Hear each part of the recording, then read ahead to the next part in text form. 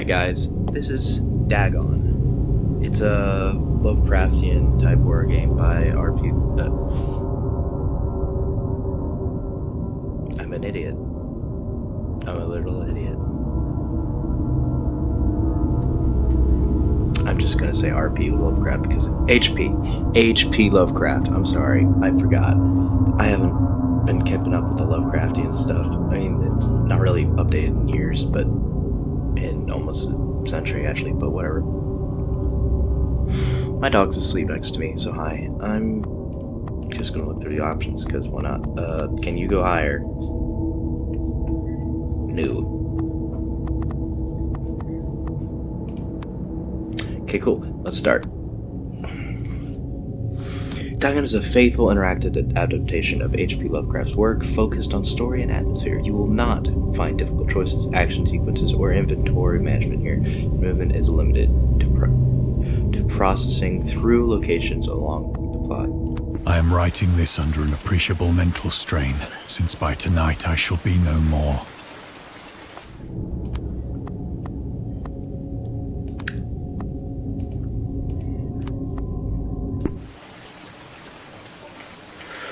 Okay. During the game you will encounter interactive elements. Some of them will allow you to continue your journey, others reveal interesting facts about the original short story, its historical background, and the author. Some of the trivia is hidden. In order to find these secrets, focus your eyes. Look on the Elder sign. For the Elder sign. You can also access all the found facts later. It will be available in the main menu. Penniless, and at the end of my supply of the drug which alone makes life endurable, I can bear the torture no longer, and shall cast myself from this garret window into the squalid street below.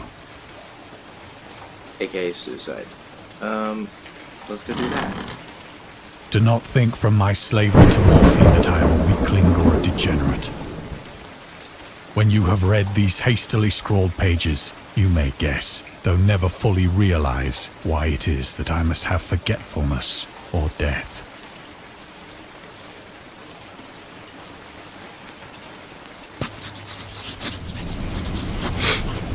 It was in one of the most open and least frequented parts of the broad Pacific that the packet of which I was supercargo fell a victim to the German sea raider. Who?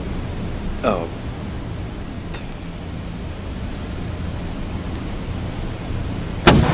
It's basically like a shot. The Great War was then at its very beginning, and the ocean forces of the Hun had not completely sunk to their later degradation.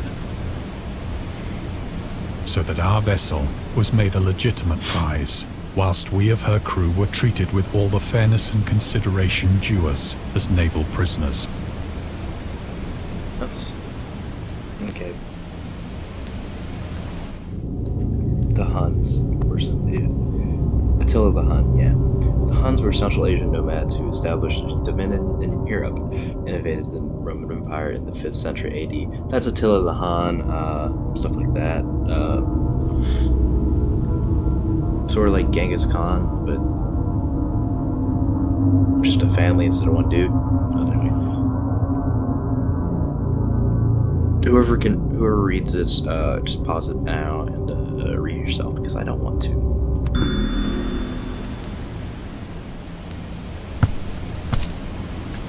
Escape on a lifeboat.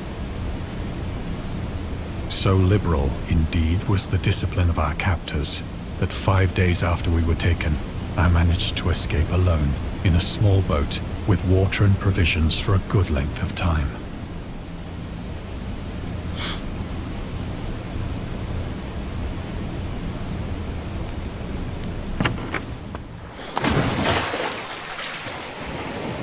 When I finally found myself adrift and free, I had but little idea of my surroundings. Never a competent navigator, I could only guess vaguely by the sun and stars that I was somewhat south of the equator.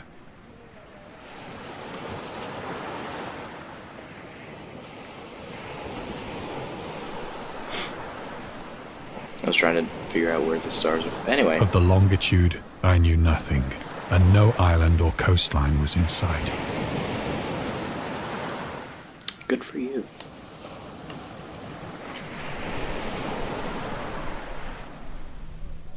There's a sun. Wait, there's a moon. The weather kept fair, and for uncounted days I drifted aimlessly beneath the scorching sun, waiting either for some passing ship or to be cast on the shores of some habitable land.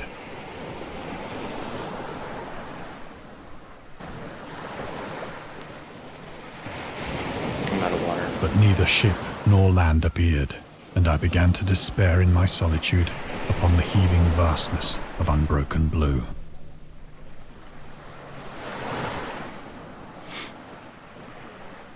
The change happened whilst I slept.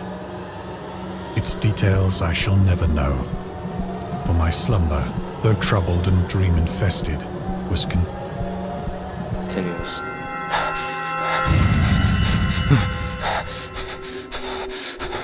What the heck? When at last I awoke, it was to discover myself half sucked into a slimy expanse of hellish black mire, which extended about me in monotonous undulations as far as I could see. Yeah, how did this happen? And in which my boat lay grounded some distance away. Though one might well imagine that my first sensation would be of wonder at so prodigious and unexpected a transformation of scenery, I was in reality more horrified than astonished.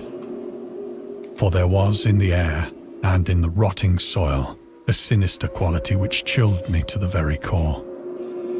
The region was putrid with the carcasses of decaying fish, and of other, less describable things which I saw protruding from the nasty mud of the unending plain. Perhaps I should not hope to convey in mere words the unutterable hideousness that can dwell in absolute silence and barren immensity. Okay, I'm not really gonna talk much in this because I'm just really interested in this story. I'll try to talk where I can, though. There was nothing within hearing and nothing in sight save a vast reach of black slime. Yet the very completeness of the stillness and the homogeneity of the landscape oppressed me with a nauseating fear. The sun was blazing down from a sky which seemed to me almost black in its cloudless cruelty, as though reflecting the inky marsh beneath my feet.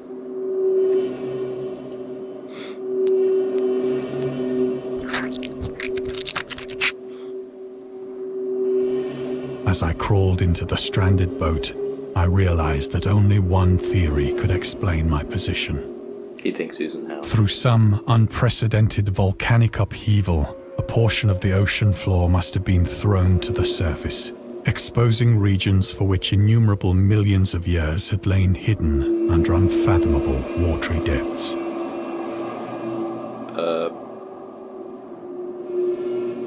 Sure, I guess. So great was the extent of the new land which had risen beneath me that I could not detect the faintest noise of the surging ocean, straining my ears as I might. Nor were there any seafowl to prey upon the dead things.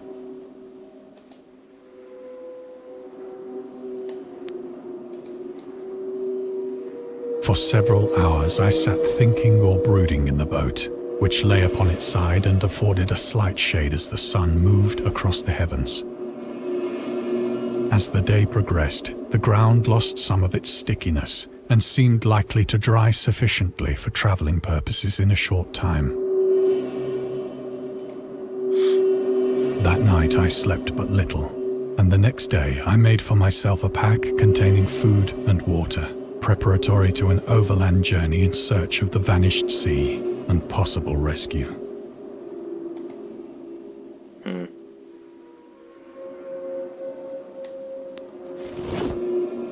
On the third morning, I found the soil dry enough to walk upon with ease.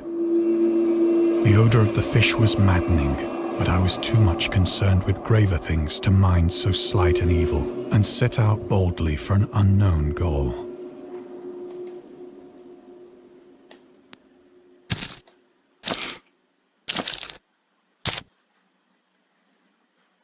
All day I forged steadily westward, guided by a faraway hummock which rose higher than any other elevation on the rolling desert.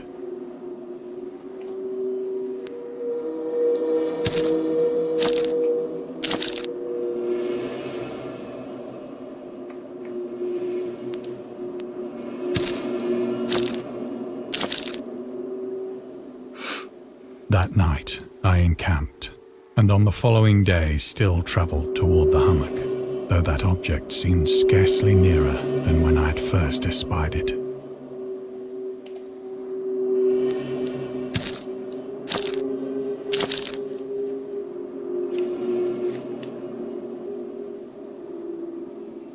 By the fourth evening, I attained the base of the mound, which turned out to be much higher than it had appeared from a distance. An intervening valley setting it out in sharper relief from the general surface. Too weary to ascend, I slept in the shadow of the hill. I know not why my dreams were so wild that night, but ere the waning and fantastically gibbous moon had risen far above the eastern plain,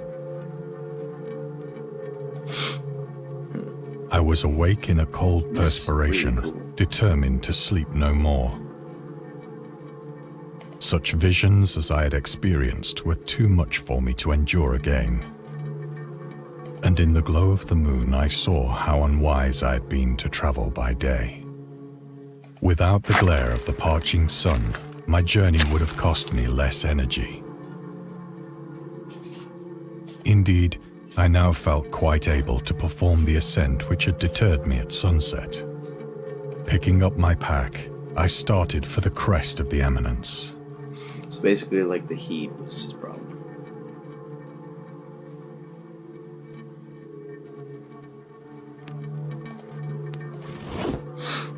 I have said that the unbroken monotony of the rolling plain was a source of vague horror to me. But I think my horror was greater when I gained the summit of the mound and looked down the other side into an immeasurable pit or canyon, whose black recesses the moon had not yet soared high enough to illumine. I felt myself on the edge of the world, peering over the rim into a fathomless chaos of eternal night. Through my terror ran curious reminiscences of Paradise Lost, The freaking book?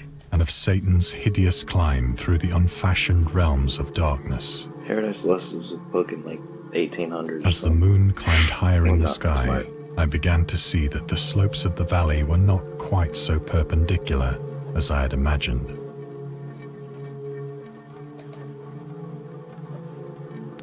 Ledges and outcroppings of rock afforded fairly easy footholds for a descent, whilst after a drop of Why would only I a go few down? hundred feet, the declivity became very gradual.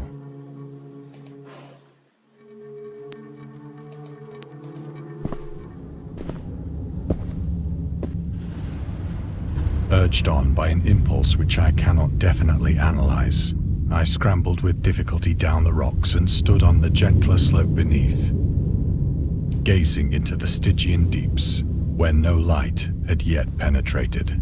This H.P. Lovecraft, I think he wrote all this, and then some guy's reading it, and then a guy made a story, like a visual story out of it. All at once, my attention was captured by a vast and singular object on the opposite slope, which rose steeply about 100 yards ahead of me.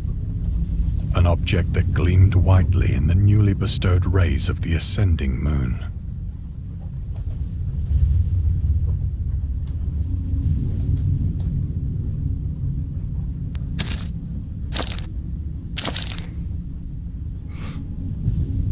That it was merely a gigantic piece of stone, I soon assured myself. But I was conscious of a distinct impression that its contour and position were not altogether the work of nature. A closer scrutiny filled me with sensations I cannot express. For despite its enormous magnitude and its position in an abyss which had yawned at the bottom of the sea since the world was young, I perceived beyond a doubt that the strange object was a well-shaped monolith, whose massive bulk had known the workmanship and perhaps the worship of living and thinking creatures. Dazed and frightened, yet not without a certain thrill of the scientist's or archaeologist's delight, I examined my surroundings more closely. That's interesting.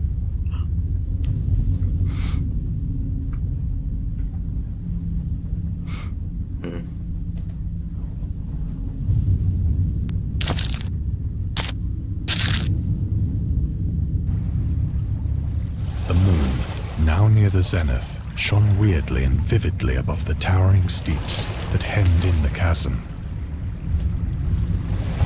There are faces in that.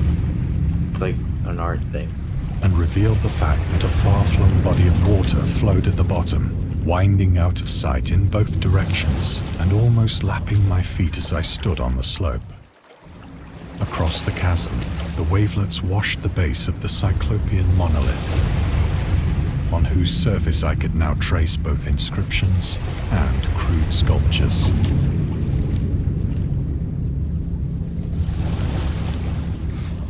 The writing was in a system of hieroglyphics unknown to me and unlike anything I'd ever seen in books, consisting for the most part of conventionalized aquatic symbols such as fishes, eels, octopi, crustaceans, mollusks, whales, and the like.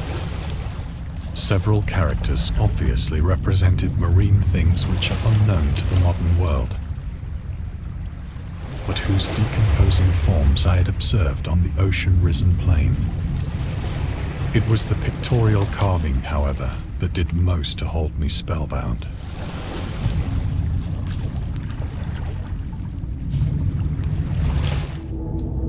DAGON contains many themes and storytelling methods that look developed in this later work, such as it also the origin of the Cthulhu mythos. Some of Lovecraft and other stories also include in a manner similar to DAGON, but let's skip the details in order not to spoil the ending. Plainly visible across the intervening water, on account of their enormous size, were an array of bas-reliefs whose subjects would have excited the envy of a doré. What's a I doré? think that these things were supposed to depict men, at least a certain sort of men. Though the creatures were shown disporting like fishes in the waters of some marine grotto, or paying homage at some monolithic shrine which appeared to be under the waves as well. Of their faces and forms I dare not speak in detail, for the mere remembrance makes me grow faint. Grotesque beyond the imagination of a Poe or a Bulwer.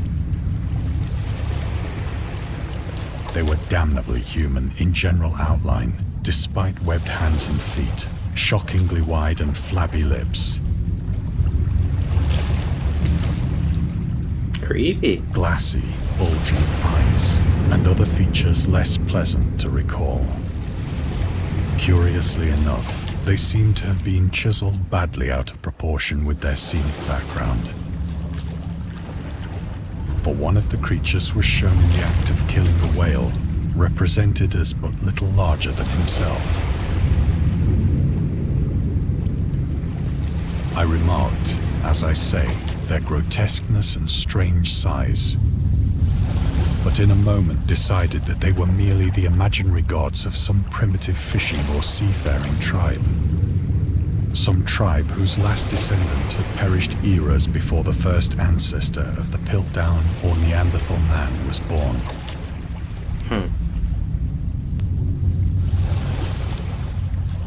Awestruck at this unexpected glimpse into a past beyond the conception of the most daring anthropologist, I stood musing whilst the moon cast queer reflections on the silent channel before me. Then, suddenly, I saw it. You saw what? With only a slight churning to mark its rise to the surface, the thing slid into view above the dark waters. I see it now.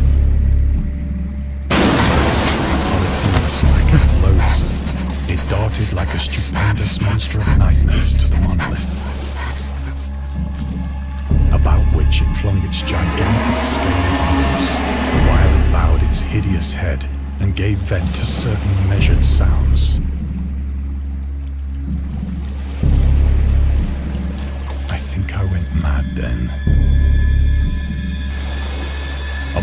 frantic ascent of the slope and cliff, and of my delirious journey back to the stranded boat, I remember little.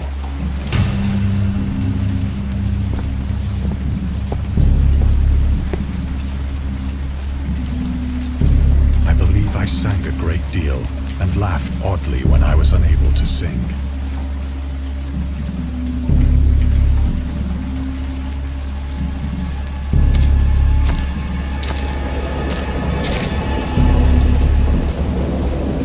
I have indistinct recollections of a great storm sometime after I reached the boat.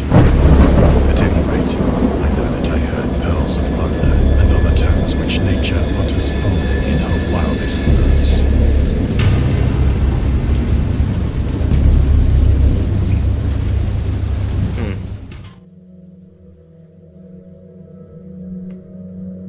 When I came out of the shadows, I was in a San Francisco hospital. Brought thither by the captain of the American ship which had picked up my boat in mid-ocean. In my delirium, I had said much, but found that my words had been given scant attention. Of any land upheaval in the Pacific, my rescuers knew nothing. Nor did I deem it necessary to insist upon a thing which I knew they could not believe.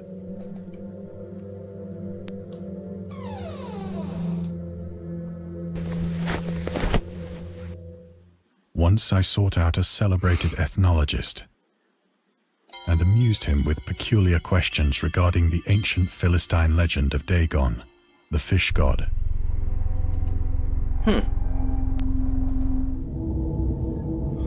Dagon was the main deity of the Philistines, worshipped throughout Philistines.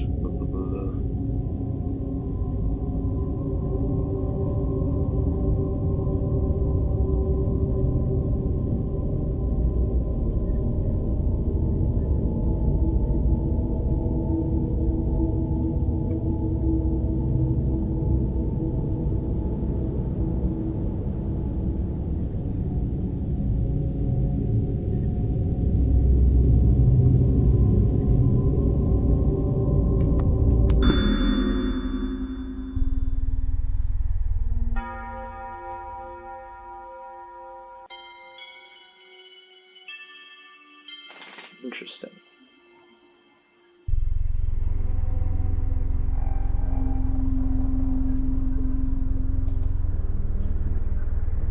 There you are.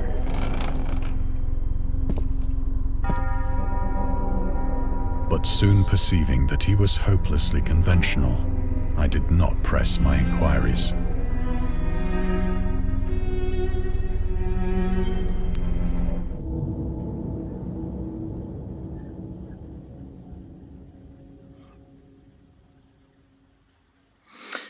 August Derleth was an American writer and anthologist. He also befriended Lovecraft and published many of his works through his company, Acromans. Although he greatly contributed to the popularization of the author's works, after his death he is surrounded by numerous controversies. One of his most questionable decisions involved introducing the good versus evil doctrine. Derleth was a devout Catholic to the Cthulhu mythos, which contrasted with a Lovecraft's view of the world and his approach to cosmic horror. As a result, the author's works are also often misunderstood and misrepresented in today's culture. It is also worth noting that Lovecraft was never really interested in creating mythology, and the term Cthulhu mythos was coined by Derleth after the author left the mortal plane. That's just the Necronomicon. The marketer. I don't care. Someone, if you care, go unpause or whatever.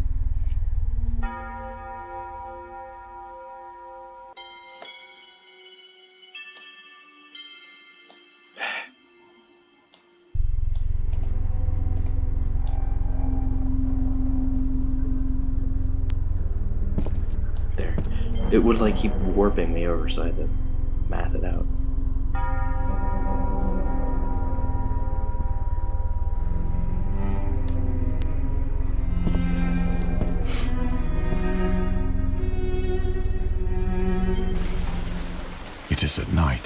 especially when the moon is gibbous and waning, that I see the thing. I tried morphine, but the drug has given only transient surcease and has drawn me into its clutches as a hopeless slave. So now I am to end it all, having written a full account for the information or the contemptuous amusement of my fellow men.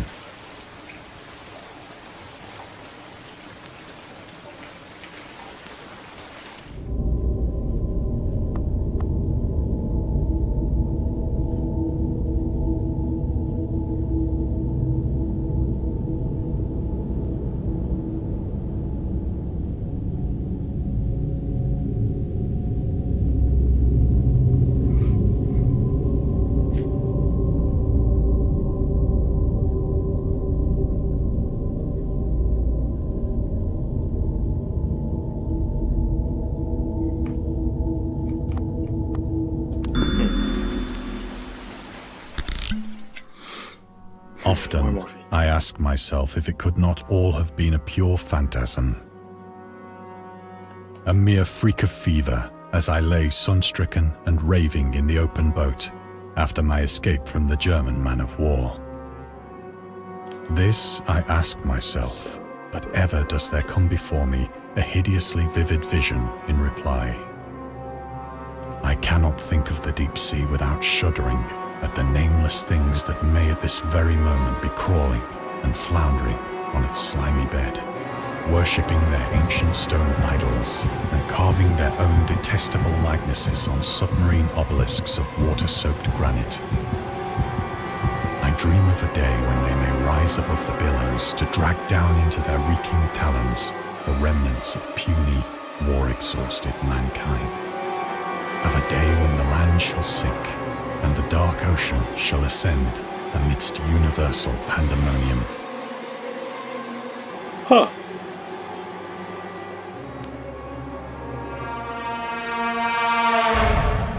It's gonna raid New York. The end is near. I hear a noise at the door, as of some immense slippery body lumbering against it.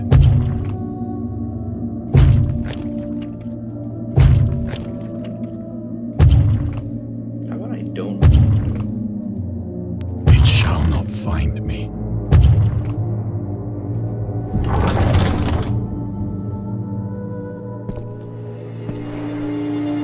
God, that hand!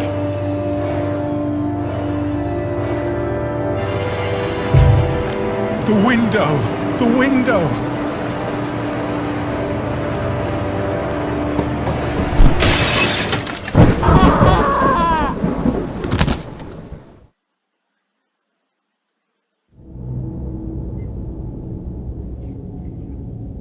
Suicide, y'all. How about don't?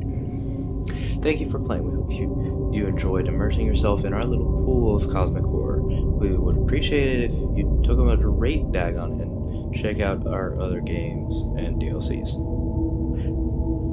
I really liked that. That was really good.